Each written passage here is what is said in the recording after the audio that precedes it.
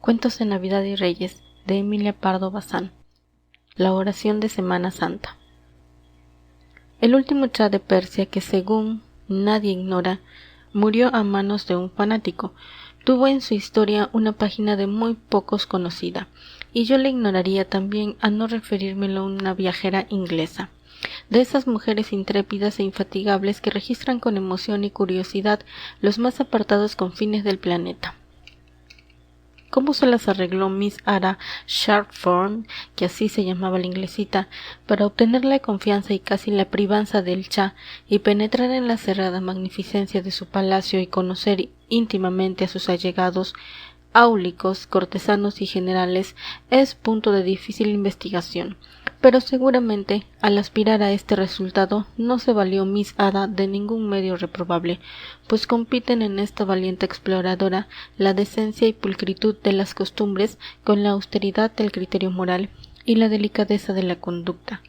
Si Miss Ada gozó privilegios desconocidos en Persia, debe atribuirse a la tenacidad que sabe desplegar la raza anglosajona para conseguir sus propósitos, tenacidad que va haciendo a esa raza dueña del mundo. Contóme Miss Ada el episodio que voy a narrar la tarde del Jueves Santo, mientras recorríamos las calles de Ávila visitando estaciones. En aquellas calles que todavía recuerdan por varios estilos la Edad Media española, el nombre de Persia sonaba como el de un país fantástico, de juglaresca leyenda o de romance tradicional. Costaba trabajo admitir que existiese, quizás, la misma irrealidad de Persia en la pacífica atmósfera de la ciudad teresiana.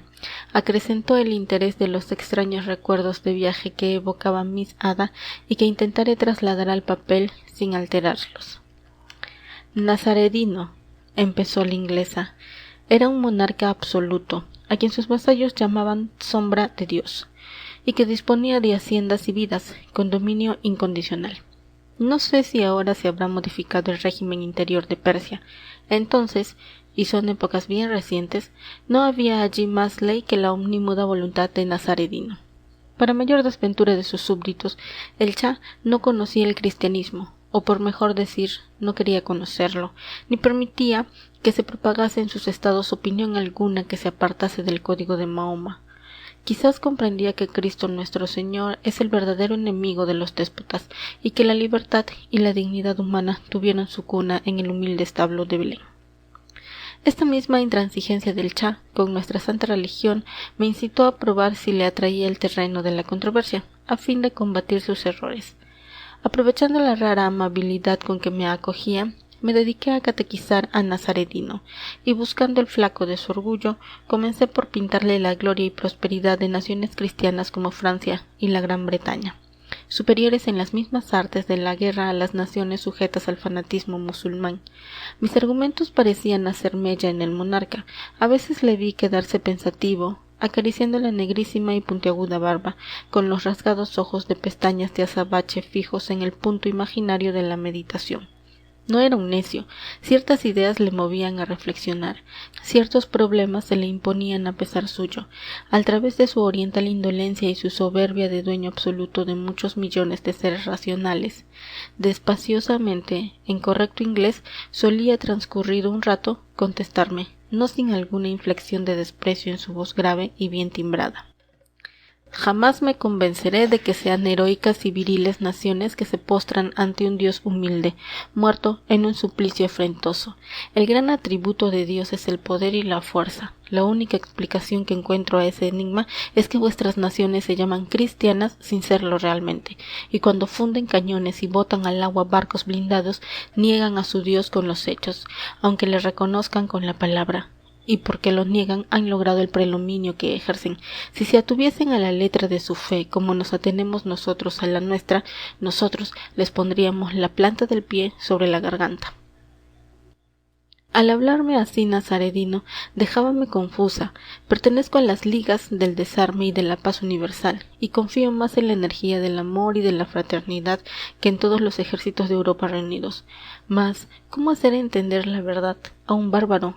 Y a un bárbaro que se cree un semidios. Sin embargo lo intenté, a mi manera, empleando los razonamientos que me sugirió la convicción, le di a entender que la misma fuerza material necesita fundarse en la moral y que sin base de derecho y razón se derrumba toda soberanía. Y pasando a tratar de nuestro Dios, le afirmé que precisamente el haber sufrido y muerto como murió fue esplendorosa muestra de su ser divino.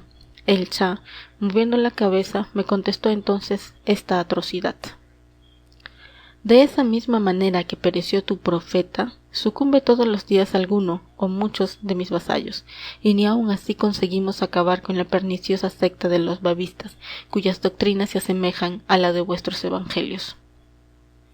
Lo confieso, exclamó Miss Ada al llegar a este punto.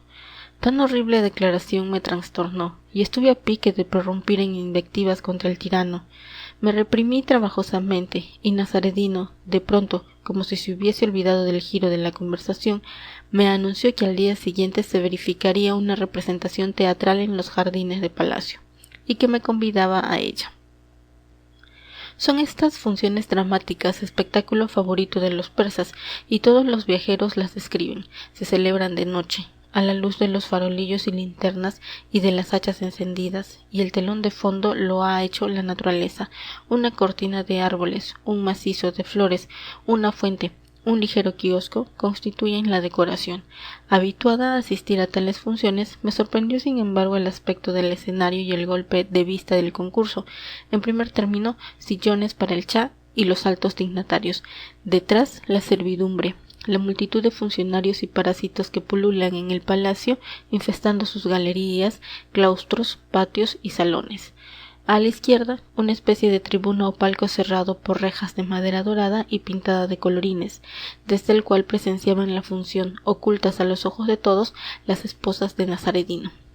Con extrañeza noté que no se había invitado a ningún diplomático, la única extranjera, yo. Mi sillón, colocado muy cerca, aunque un poco atrás del soberano, era un puesto altamente honorífico. Al empezar la representación, desde las primeras escenas, percibí un estremecimiento. Yo no podía entender el idioma en que se expresaban los actores, y que es una especie de dialecto persa muy literario y arcaico. El habla misma, bella y sonora, que empleó el poeta Firdusi, pero aun sin inteligencia de las palabras, me parecía darme cuenta del sentido, y hasta creía que era familiar para mí, como algo que hubiese escuchado 1000 veces, y otras tantas, llevado en mi corazón. Las escenas del drama me recordaban cosas íntimas, vistas, por decirlo así, al través de un vidrio turbio y roto que desfiguraba los objetos, alterando sus colores y rasgos sin ocultarlos enteramente. Al final del primer acto, llamémosle así, la transición consistía en extender un riquísimo paño por delante del escenario y dejarlo caer a los 5 minutos.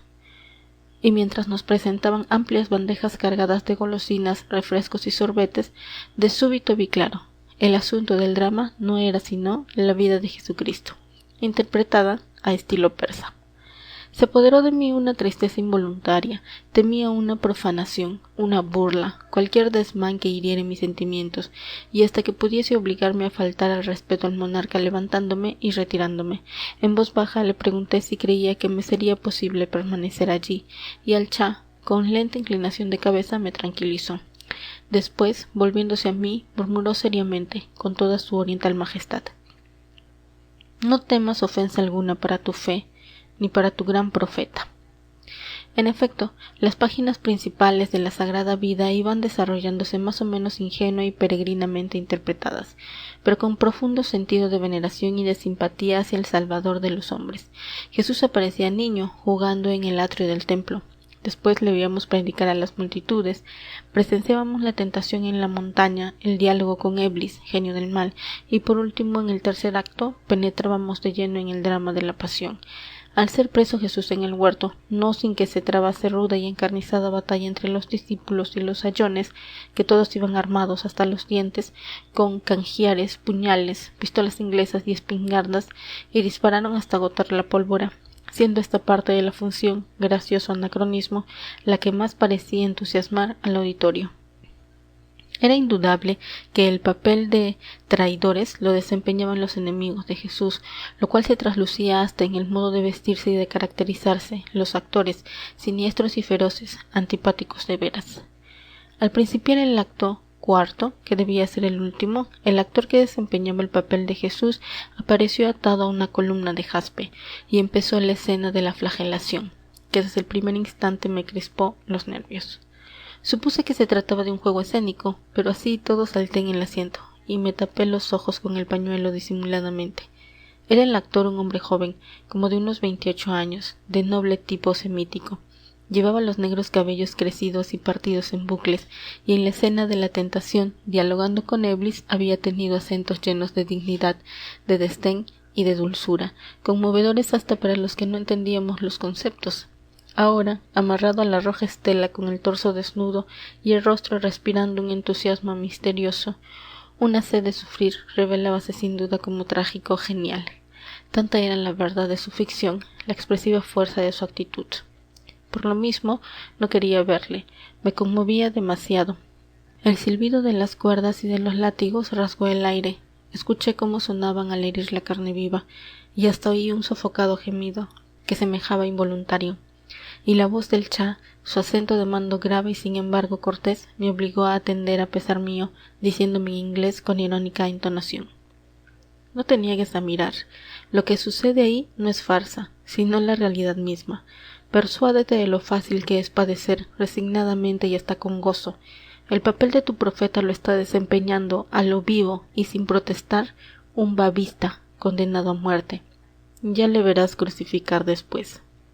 El grito que exhalé debió de ser terrible, como que se detuvieron los verdugos, y Nazaredino me fulminó una ojeada severa, tétrica, imponente. Otra mujer se hubiese acobardado, pero una inglesa, en caso tal, saca de su orgullo de raza y de su cristianismo fuerza bastante para no arretrarse aunque se le viniese encima el mundo. No sé lo que dije al Cha. Primero creo que le anunció una cruzada de las naciones civilizadas contra sus reinos y su poder, y le vaticiné venganzas humanas y cólera del cielo.